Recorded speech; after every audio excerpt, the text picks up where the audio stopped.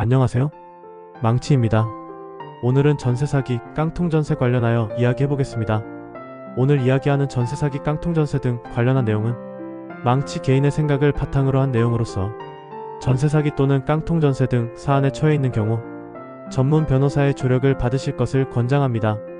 그럼 전세 사기에 대한 망치의 생각을 말씀드리겠습니다. 그동안 언론이나 정치권에서는 전세 사기에 대해 많은 이야기를 하였고 정치권에서는 전세사기 특별법을 새로 만들기도 하였습니다. 전세사기에 대해서 망치의 생각을 말씀드려 보겠습니다. 전세사기. 전세사기의 경우는 어떠한 경우일까요?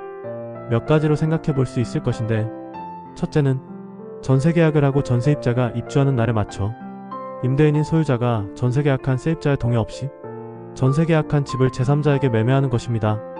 이러한 경우 전세계약한 임차인은 전세보증금을 보존받기 힘들어질 수 있을 것입니다. 쉽게 설명하면 갑은 소유자이고 을은 임차인 그리고 새로운 매수자 정. 갑과 을의 전세계약 2020년 1월 30일, 입주일 3월 10일.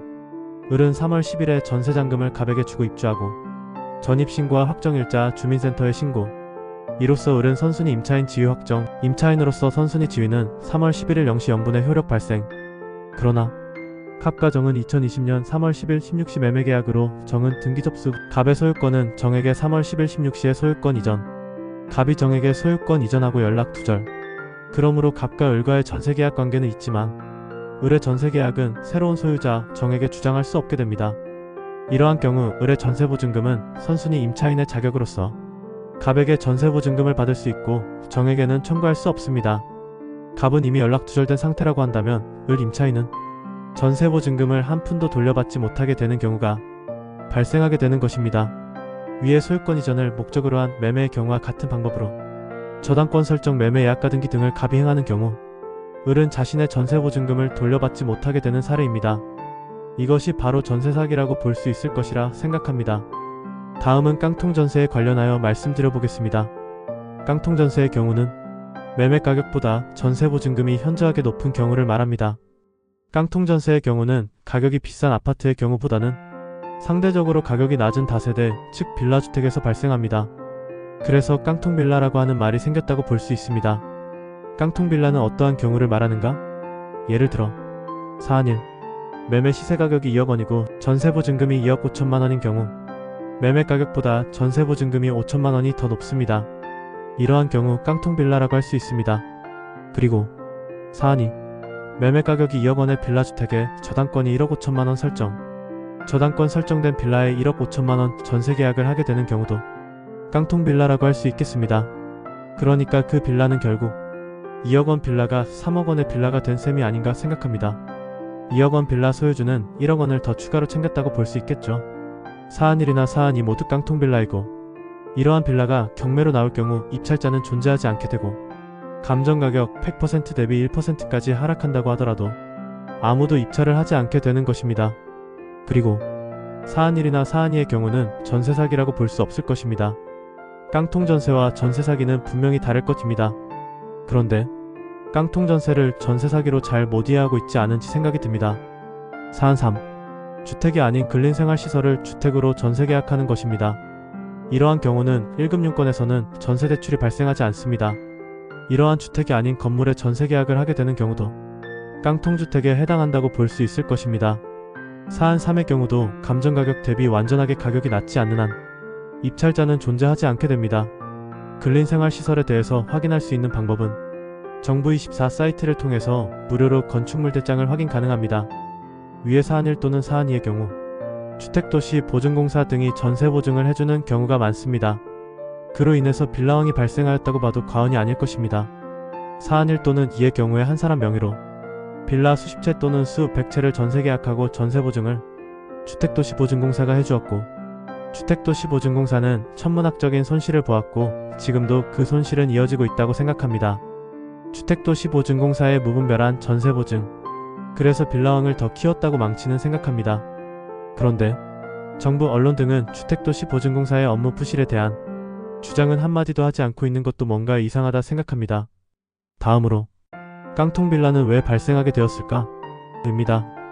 특히 문재인 정부에서는 서민주거 안정이라는 명목으로 서민들이 주로 거주하는 빌라에 대해서 LH에서 95% 부담을 하고 세입자는 5%만 부담하는 정책을 했습니다. 세입자의 여러 환경에 따라 다르지만 예를 들어서 매매 시세가 1억 9천만 원이고 주택 공시가격이 1억 원이라고 할 때 LH에서는 법적으로 126%까지만 전세보증금 인정. 그래서 전세보증금은 1억 2,600만 원으로 결정되고 세입자는 630만 원 부담하게 됩니다. 도배 등에 대해서도 상당한 금액을 지원해줍니다. LH는 1억 1,970만 원을 부담합니다.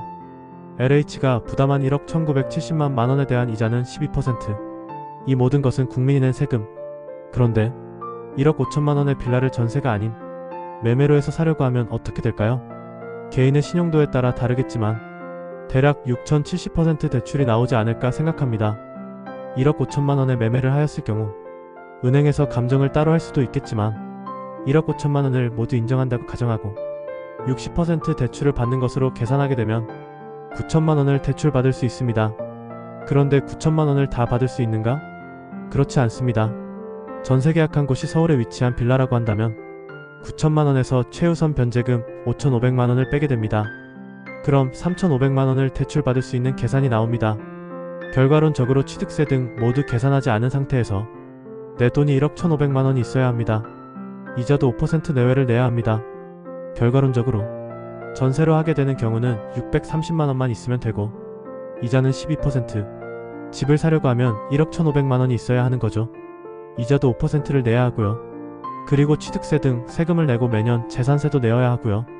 이러한 내용들로 인해서 서민들이 집을 사지 못하게 않고 국민의 세금을 아낌없이 사용한 것이 아닌가 생각이 듭니다. 깡통전세. 결과론적으로 발생할 수밖에 없는 구조를 문재인 정부에서 만들게 된 것이고 그로 인해 깡통빌라가 수없이 발생하였고 수많은 지역에서 깡통빌라 경매가 수없이 나오고 감정가격 대비 1%까지 하락하여도 낙찰자가 발생하지 않는 진기한 현상이 발생하게 된 것이 아닌가 생각합니다. 깡통전세를 막는 방법은 없을까? 당연히 있다고 봅니다. 정부 LH가 전세계약 시 세입자 부담 5%로 해주는 것을 전세계약과 마찬가지로 매매를 할 경우도 같은 적용을 해주면 됩니다. LH 입주 조건에 맞는 층들에 대해서 전세 입주자 부담금 5% 해주듯이 매매로 할 경우도 5% 또는 10%를 해주면 됩니다. 이자도 전세 입주자 보증금 5%, 잔여금 이자 12% 해주듯이 매매로 할 경우도 계약금 510%, 잔여금 이자 12%를 해주게 되면 깡통전세는 거의 사라지고 캡투자, 투기 등도 거의 사라질 것이라 생각합니다. 여러분의 생각은 어떠신가요? 여러분의 생각을 댓글로 달아주세요. 지금까지의 내용이 도움이 되셨다면 구독, 좋아요, 알림 부탁드립니다. 지금까지 망치였습니다.